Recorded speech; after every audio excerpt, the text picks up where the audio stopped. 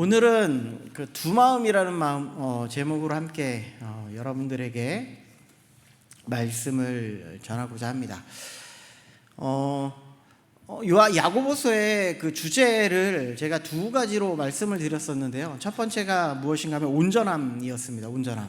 우리들은 여러 가지 시험과 환난과 믿음의 시련을 통하여서 인내를 통하여서 우리에게 온전하게 하시는 하나님의 은혜가 있다라는 것을 여러분들에게 말씀을 드렸고요. 또 하나의 주제가 있다면 바로 두 마음이라는 주제입니다. 이 두 마음이라는 주제를 통하여서 우리는 어떤 마음을 가지고 하나님의 앞에 신앙생활을 해 나가야 될까, 이것을 한번 생각해 보는 시간을 갖도록 하겠습니다.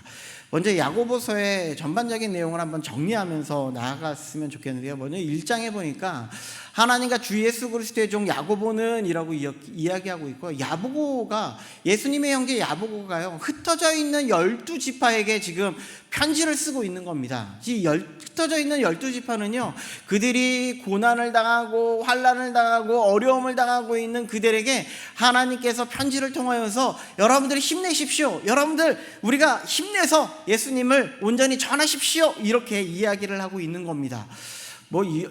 제가 말씀드렸을 때 이 사람들은 흩어져 있는 12지파는 정통 유대인들을 말하고 있었고, 이 정통 유대인들은 하나님의 유대인들이었는데 그럼에도 불구하고 예수 그리스도를 믿음으로 온전히 세워진 사람들이다라고 얘기를 했는데요. 꼭 유대인이라고 해서가 아니라, 유대인뿐만 아니라 다른 우리 이방인이라 할지라도 하나님께서는 야고보를 통하여서 우리의 믿음을 통하여서 굳건히 서십시오라는 것을 말하고자 하고 있다라는 겁니다. 그래서 이 흩어져 있는 12제자들에게 뭐라고 이야기하냐면 이유가 있습니다. 편지를 보내는 이유가 있다는 거예요. 내 형제들아, 너희가 여러 가지 시험을 당할 것입니다 라고 이야기를 했습니다. 우리가 삶을 살아나가면서 삶에 있어서 여러 가지 시험을 당하는 건 마땅한 겁니다. 우리들이 믿음 생활을 합니까? 우리가 복음으로 살아갑니까? 우리가 예수 그리스도로 살아갑니까? 그러면 우리는요, 마땅하게 고난을 당하는 삶을 살 겁니다. 예수님도 이렇게 이야기를 했어요. 제자된 삶으로 살아가십시오. 여러분, 우리는 예수님의 제자가 되어야 됩니다 라고 이렇게 이야기를 하는 겁니다. 제자된 삶은 다른 것을 말씀하는 것이 아니에요. 복음으로서 살아가야 됩니다. 우리는 예수 그리스도가 걸어간 그 십자가의 길을 따라서 우리들도 담대히 걸어가는 삶을 살아가야 됩니다 라고 이렇게 이야기를 하는 겁니다. 예수님은 마태복음에 이렇게 이야기를 하는 것을 볼 수가 있죠. 나를 따라오려거든 나를 부인해야 돼요. 내 십자가를 지고 예수님을 따라가야 됩니다. 이것이 예수님이 우리들에게 주어진 말씀이라는 거예요. 우리가 믿음 생활을 하면서 복음 생활을 하면서 나를 내려놓는 그런 신앙이 되지 않으면, 우리의 마음속에서 우리에게 주어진 십자가를 지고 따라가지 않으면 우리는 참된 제자가 될 수가 없습니다. 이 말씀을 하고 있다라는 겁니다. 이것이 야고보가 지금 여러 가지 시험을 당하고 있는, 지금 흩어져 있는 12지파에게 믿음 생활을 하고 있는, 믿음으로 나아가고 있는 모든 사람들에게 이 편지를 쓰고 있는 겁니다 라고 이렇게 이야기를 합니다. 그러면 우리가 여러 시험을 당하고 나면, 우리가 믿음 생활을 하고 나면, 우리가 제자된 삶으로 살아나가고 복음의 삶을 살아가게 되면 우리는 어떤 일이 벌어질까요? 바로 온전히 기쁘게 여기는, 우리에게 기쁨이 넘치는, 예수 그리스도 때문에 우리는 날마다 기뻐할 수 있는 그런 삶을 살아갈 수 있습니다. 이것을 말씀해주고 있다라는 것이죠. 요즘 창세기를 계속 묵상하고 있지 않습니까? 새벽에 창세기를 계속 묵상하면서요, 요셉의 이야기를 들으면서 저는 이 야고보가 이야기한 것이 너무나 마음에 와닿는 것을 볼 수가 있습니다. 요셉의 이야기는요, 이 요셉의 이 형들의 시기로 인하여서 종으로 팔려가요. 그리고 종으로 팔려갈 뿐만 아니라 그곳에서 여러 가지 유혹도 당하고 감옥에 갇히고, 모함으로 인하여서 감옥에도 갇히고, 그리고 자신을 기억해달라고 하는 술관원장의 그런 모습은 없어지는 그런 일들이 발생되어지는 거잖아요. 이것이 지금 요셉의 이런 모습들이요, 우리들이 신앙생활을 하면서 그대로 드러나고 있음을 말씀해주고 있다는 거예요. 그러면 어떻게 하나님께서 이 요셉은 어떤 인내를 가지고 그렇게 살아가고 있었습니까? 자, 우리 창세기 39장 2절과 3절을 우리 함께 읽어보도록 하겠습니다. 앞에 있는 겁니다. 자, 시작. 여호와께서 요셉과 함께 하심으로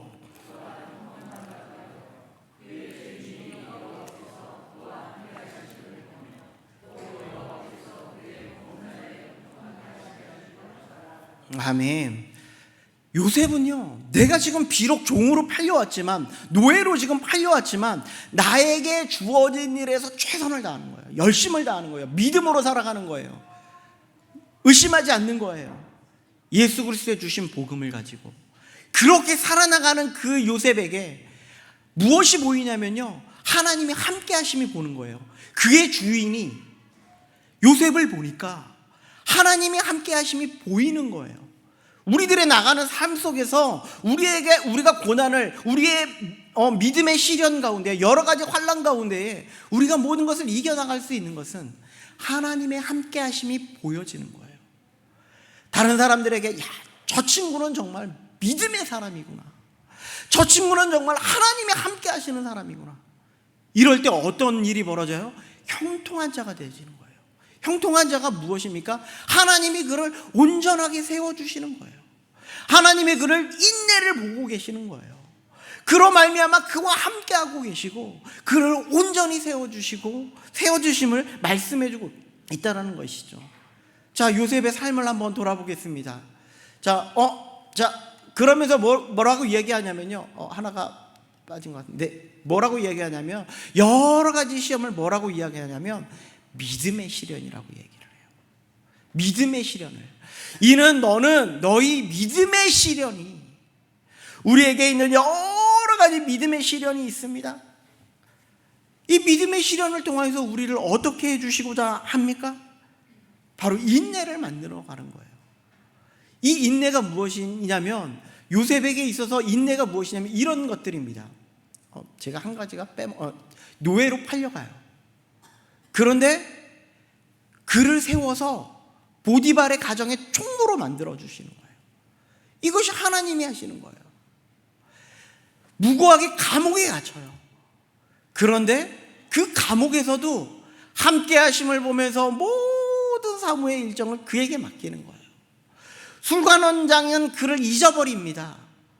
결국은 어떻게 하십니까? 하나님께서는 요셉은 노예와 감옥 속에서도 하나님을 붙드는 믿음을 통해서 결국은 하나님의 계획하신 대로 이끌어 가시는 거예요. 제가 온전함을 무엇이라고 여러분들에게 말씀을 드렸습니까? 하나님의 창조하신 목적대로, 하나님이 그를 창조하신 목적대로예요. 우리를 하나님이 부르신 목적대로 만들어 가시는 거예요. 우리가 걸어가는 모든 길에는요, 우리가 하나님이 불러주신 모든 길에서는요, 하나님이 불러주신 대로 우리가 걸어가게 하신다는 거예요. 어떨 때요? 믿음의 시련을 우리들이 인내하며 온전히 이루어갈 때. 이것이 요셉의 삶이라는 거예요. 요셉이 이런 삶을 통하여서 하나님 앞에 형통한 삶, 이 형통한 삶이요, 하나님께서 그를 통하여서 완전하게 온전하게 세워져 나가는 것이죠. 이것이 하나님이 그에게 보여주신 모든 것이다 라는 것을 말씀해주고 있다는 것이죠. 그래서 이런 모든 것을 통해서 하나님이 원하시는 건 무엇입니까? 5절에 보니까요, 너희 중에 누구든지 지혜가 부족하거든. 우리가 이런 고난을 당할 때, 환난을 당할 때, 믿음의 시련이 있을 때 얼마나 이것을 이겨나가기가 힘들어요. 얼마나 고난스러워요. 고통스러워요. 내가 정말 예수 그리스도의 믿음을 지켜나가는 게 얼마나 힘듭니까? 그런데 이 모든 것을 지켜나갈 때 우리에게 무엇이 필요하냐면요, 하나님이 주시는 지혜가 필요한 거예요. 하나님이 우리에게 지혜를 주실 때 우리는 그 믿음의 시련을 굳건히 이겨나갈 수 있는 겁니다. 요셉의 모습을 한번 보시면 그에게 여러 가지 어려움이 있을 때 불평이 없었겠습니까? 하나님 앞에 원망이 없었을까요? 나를 왜 이 자리에? 내가 왜 감옥에? 나는 하나님을 인정한 것밖에 없는데. 그런데 그에게 하나님이 주신 지혜가 있기 때문에 그는 원망보다는 하나님을 찬양하는 거예요. 하나님을 노래하는 거예요. 하나님을 더욱 붙드는 거예요. 하나님을 붙드는 그런 모습을 통하여서 많은 사람들은 그를 보면서 하나님이 함께하고 계시다라는 것을 이야기하는 거죠. 그것이 하나님께서 이런 지혜를 우리에게 주시길 원하시는데, 이런 지혜를요, 우리에게는요, 모든 하나님 앞에 모두 구해라. 그러면 우리에게 후히 주시고 꾸짖지 아니하시는 하나님이 우리에게 주실 것이다. 이 말씀을 우리에게 말씀해 주고 있는 거예요. 우리는 구하는 지혜가 필요합니다. 하나님 앞에 구하시길 바랍니다. 이런 은혜를 우리에게 받아 누릴 수 있는 그런 은혜가 우리에게 필요한 거예요. 우리의 힘으로 아무리 우리가 열심히 하려고 한들 지치고 쓰러질 수밖에 없어요. 그러면 우리는 하나님 앞에 지혜를 구하는 거예요. 그 지혜가 우리에게 올 때 우리의 모든 삶은 다 달라진다니까요. 이런 지혜를 받지 못하는 자는 어떤 사람일까요? 6절에 보니까 이렇게 되어 있습니다. 오직 믿음으로 구하고 조금도 의심하지 말라. 의심하는 자는, 여기 의심하다라는 것은요, 칼빈은 이렇게 이야기합니다. 어떤 문제에 대해서 양쪽에서 저울질을 하는 거예요. 이것이 의심하다라는 표현이라는 거예요. 그러니까 예를 들면 이겁니다. 하나님이 이 정도는 해주시겠지? 이 정도는 들어주실 거야. 하나님이 이 정도는 못 해주실 것 같은데? 이렇게 우리는 저울질하는 거예요. 하나님 앞에 기도를 하면서 이 정도는 못 해주실 거야. 우리의 생각 속에 하나님을 가두고 하나님의 권능과 하나님의 전능성을 그냥 무시해버리는 거예요. 이것이 저울질을 하는 거예요. 이것이 의심하는 것이다라고 이렇게 이야기하는 거죠. 하나님을 우리 생각 속에 가두면 안 된다니까요. 하나님은 전능하신 하나님이고요, 하나님은 창조의 하나님이셔서 모든 것을 주실 수 있는 분이라니까요. 그것을 우리에게 말씀하고 있다는 겁니다. 이렇게 해주실까 저렇게 해주실까, 이것이 이렇게 될까 저렇게 될까, 이렇게 하면 안 될 거야, 이렇게 계속 바람에 밀려 요동하는 그런 사람 같은 우리들이 되면 안 된다는 거예요. 이것이 의심하는 거예요. 이렇게 될까 저렇게 될까. 하나님이 우리들에게 구원을 이루시고자 하신 하나님의 그 놀라우신 작정은요, 끝까지 가는 겁니다. 흔들리지 않습니다. 어떤 것도 변개치 않아요. 모든 것을 우리에게 주시고자 하는 하나님의 뜻이 계시다 라는 것을 말씀해주고 있다는 것이죠. 이렇게 계속 저울질하다 보면요, 우리는 어떤 일이 벌어지냐면요, 8절에요 그는 두 마음을 품은 사람이요 그의 모든 행동에 정함이 없다라고 이야기하는데요, 이 정함이 없다라는 표현은 어떤 의미냐면 안정이 없다라는 거예요. 안정이 없대요. 여러분들 그 아이들을 키우다 보면 그런 아이들 꼭 있잖아요. 좀 정신이 없어요. 우리 아이들과 있으면 왠지 뭔가가 불안하고요, 뭔가 다칠 것 같고, 이런 마음이 있잖아요. 안정감이 없는 거예요. 그런 마음이 있다라는 거예요. 항상 불안하고요, 안정감이 없습니다. 이것이 바로 우리가 의심할 때 벌어지는 거예요. 우리의 모든 지혜를 하나님 앞에 주시고자 하시는데 하나님은요, 우리의 이런 불안함 때문에 우리는 이런 믿음의 온전한 믿음으로 걸어갈 수 없는 그런 신앙이 되어진다라는 것을 말씀해주고 있다는 것이죠. 그러면 이런 안정감 없는, 이런 지혜를 받지 못하는 자의 그런 마음이 어떤 마음인지 오늘 본문에서는 그 실례를 보여주고 있다는 겁니다. 여러분들, 우리는 이 세상을 살아가면서 계속해서 여러분들 비교하면서 혹시 살아가고 있지는 않습니까? 누군가는 가진 것이 없어서 낙심하기도 하고, 누군가는 가진 것이 많아서 스스로 안전하다라고 이렇게 생각할지도 모릅니다.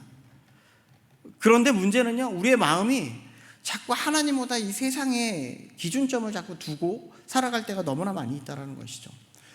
자꾸 세상의 기준점을 우리에게 두면은요, 우리의 믿음은 자꾸 흔들릴 수밖에 없어요. 우리의 믿음은요, 하나님을 바라보는 그런 신앙이 되어야 되는데 우리가 이 세상의 기준이라고 하면 자꾸 우리의 믿음이 흔들리는 거예요.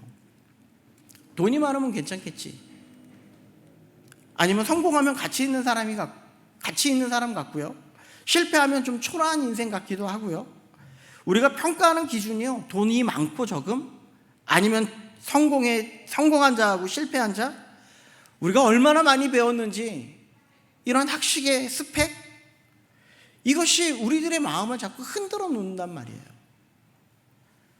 우리의 마음은 자꾸 두 방향으로 자꾸 나누는 것을 우리는 볼 수 있다는 것인데, 하나님을 믿는다고 하면서 자꾸 우리의 발은요, 이 세상과 걸쳐 놓는 거예요. 하나님은 이거 별로 안 좋아하시는 거거든요. 하나님을 믿는다라고 우리가 그러니까 교회에 발을 걸쳐놓고 있지만 이 세상 가운데 우리가 계속 발을 걸쳐놓는 거 별로 안 좋은 문제입니다. 야고보서는요 이것을 두 마음의 문제로 이야기를 하고 있는데요, 저는 이것을 이렇게 말씀드리고 싶어요. 사람의 시선과 하나님의 시선, 이렇게 말씀드리고 싶어요. 우리가 두 마음이라는 것은요, 우리의 모든 삶 속에서 나는 하나님의 시선은 모든 문제를 바라볼 것인가, 아니면 내 문제로, 사람의 문제로, 이 세상의 문제로 이것을 바라볼 것인가, 이것에 달려 있다라는 것을 말씀해 주고 있어요. 가난한 자는요 현실 때문에 흔들립니다. 부한 자는요 재물 때문에 흔들리는 경우가 있다라는 거예요. 왜 그럴까요? 우리는 무언가를 바라보며 살아가고 있기 때문에 그래요. 우리는 항상 무언가를 바라봅니다. 이 무언가가 무엇이냐면요, 가난한 사람은요 재물이에요. 부한 자는 재물이에요. 가난한 자는 현실의 문제예요. 자꾸 이 무언가를 자꾸 바라봐요. 나의 모든 것이 왜 잘 안 풀리지? 우리는 무언가를 자꾸 바라보면서 우리에게 있는 잘못된 부분, 이 세상이 바라보는 그 잣대를 자꾸 이렇게 대보고 있다라는 말입니다. 여러분들, 아브라함이 있죠. 아브라함은 이삭을 자꾸 바라봅니다. 이삭을 낳았어요. 100세에 낳았으니 얼마나 이쁘겠습니까? 얼마나 이뻐요. 그를 바라보는 거예요. 그럴 때 하나님이 뭐라고 얘기해요? 이삭을 바쳐라. 이것이 하나님의 요구예요. 이런 믿음의 시험을 통해서 하나님은 그의 믿음을 세우는 거거든요. 그리고 야고보서는 우리에게요 하나님이 주시는 시선으로 계속 바라보기를 원하신다, 이것을 말씀해 주고 있다는 겁니다. 야고보서는요 세상의 시선으로 너를 판단하지 마라, 하나님의 시선으로 살아갈 것을 말씀하고 있는 겁니다. 그래서 결국은요 두 마음은요 누구의 시선으로 살아갈 것인가, 이거의 문제예요. 여러분들은 누구의 시선으로 살아갈 것입니까? 하나님의 시선으로 살아가시기 바랍니다. 예수님도 이렇게 말합니다. 마태복음 6장에 보면요, 우리 같이 한번 읽어보도록 하겠습니다. 마태복음 6장 24절입니다. 자, 시작.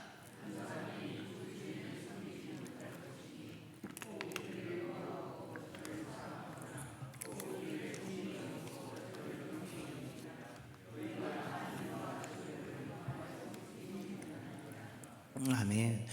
예수님이 말씀하는 것은 무엇인지 아십니까? 물질 바라보지 말라는 거예요. 하나님의 시선으로 영적인 것을 바라, 하나님만 바라봐라. 그래야지 누군가를 믿을 수 있다, 하나님을 믿을 수 있다, 이 말씀을 하고 있는 거예요. 그래서 오늘 본문을 보십시오. 말하는 겁니다. 9절이요. 낮은 형제는 자기의 높음을 자랑하고, 이렇게 이야기를 해요.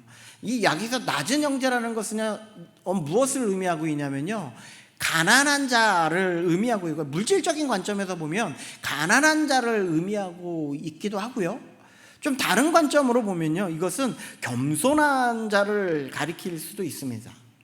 그러니까 낮은 형제란 그러니까 겸손으로 이해할 수도 있다라는 말입니다.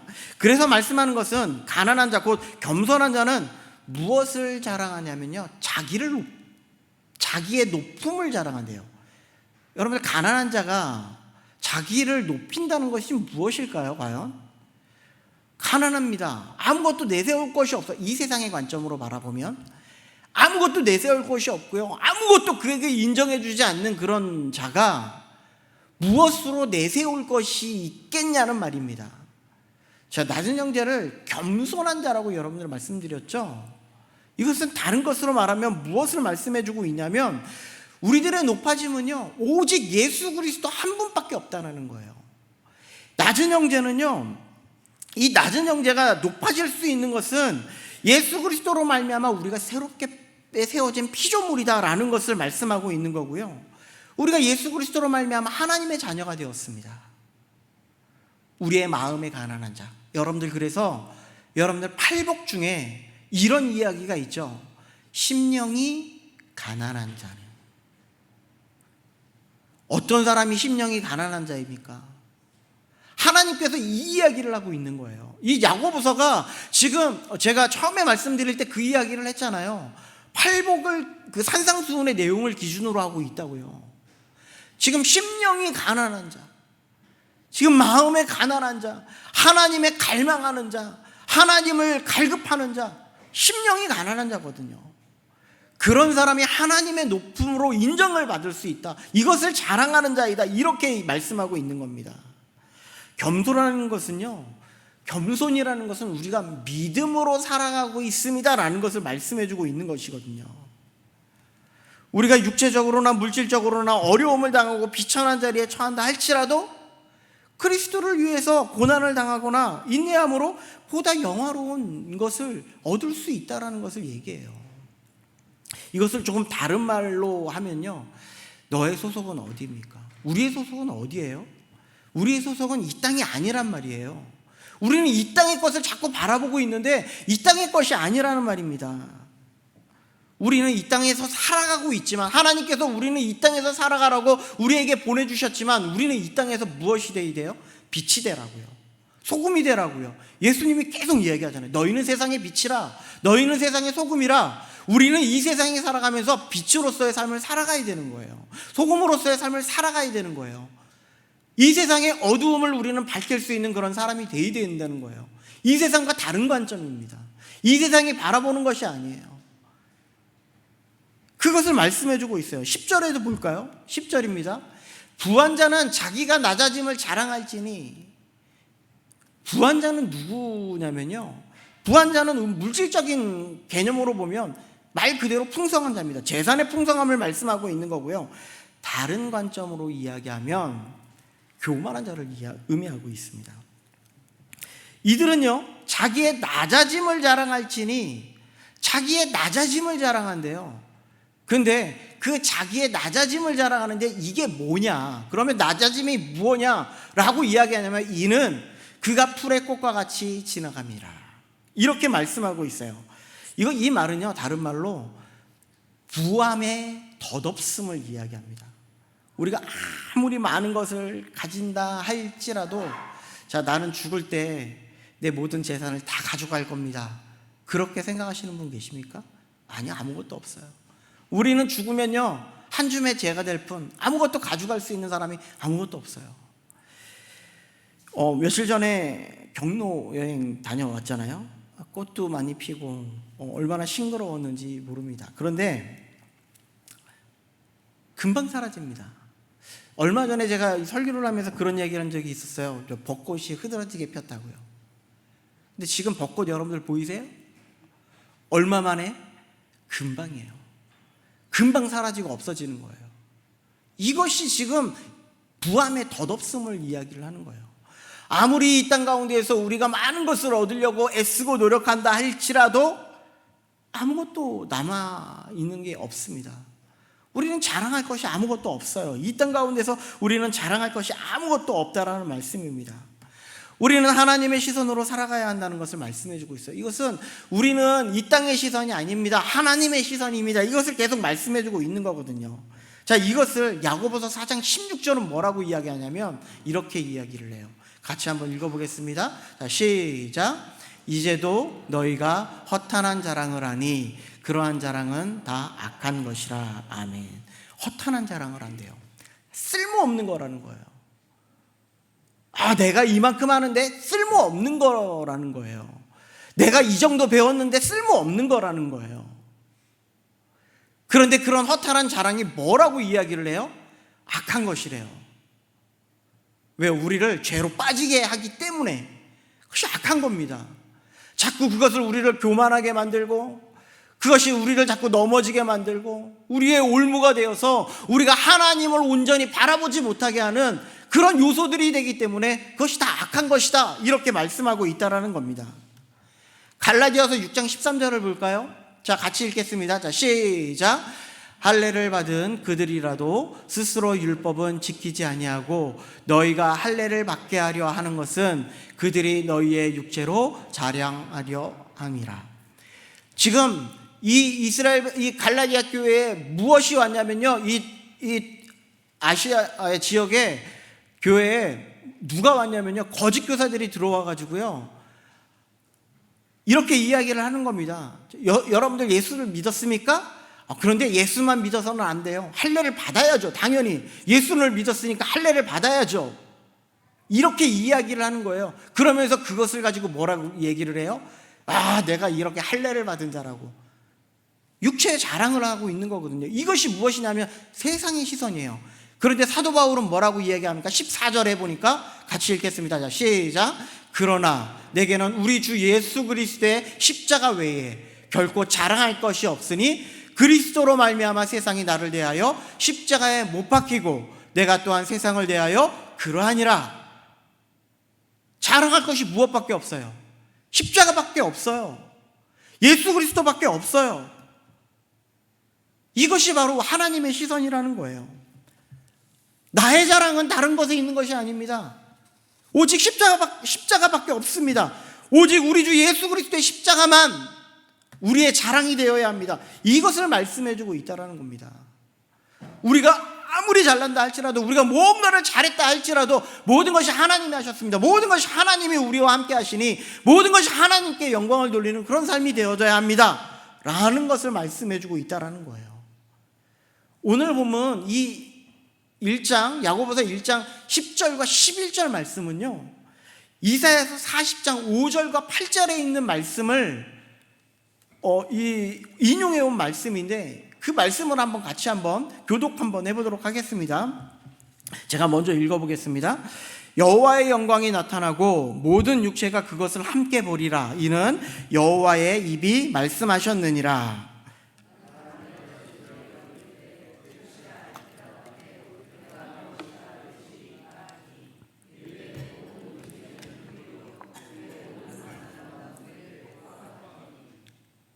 풀은 마르고 꽃이 시들은 여호와의 기운이 그 위에 불미라. 이 백성은 실로 풀이로다.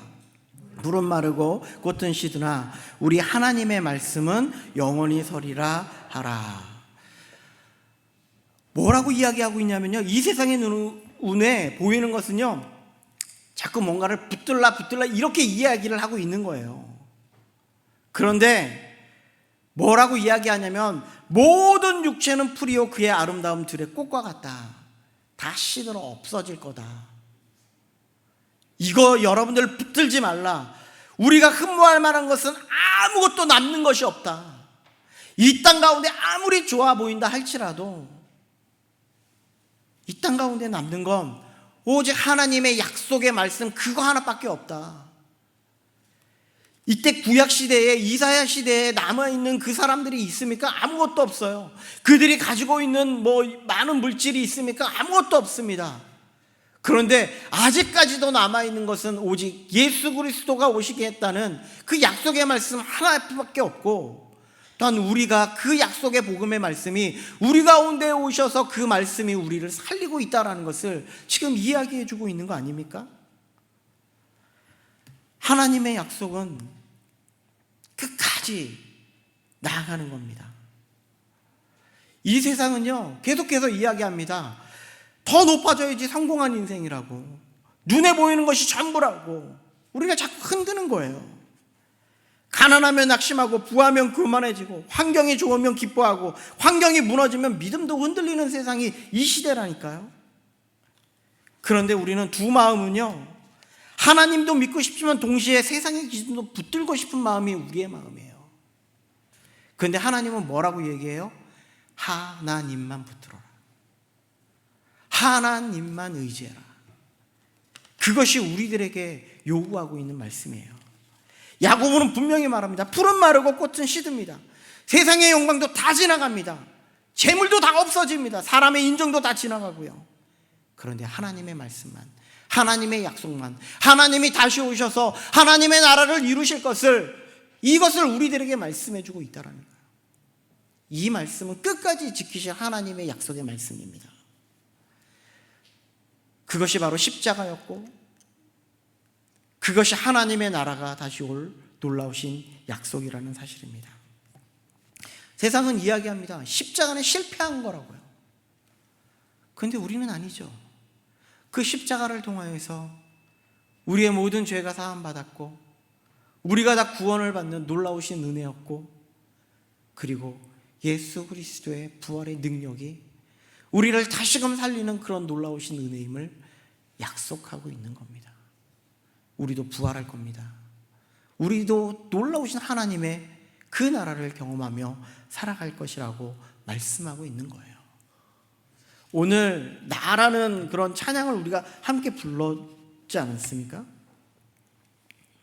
이 찬양을 보면요, 나 가진 재물 없대요. 가진 지식도 없대요.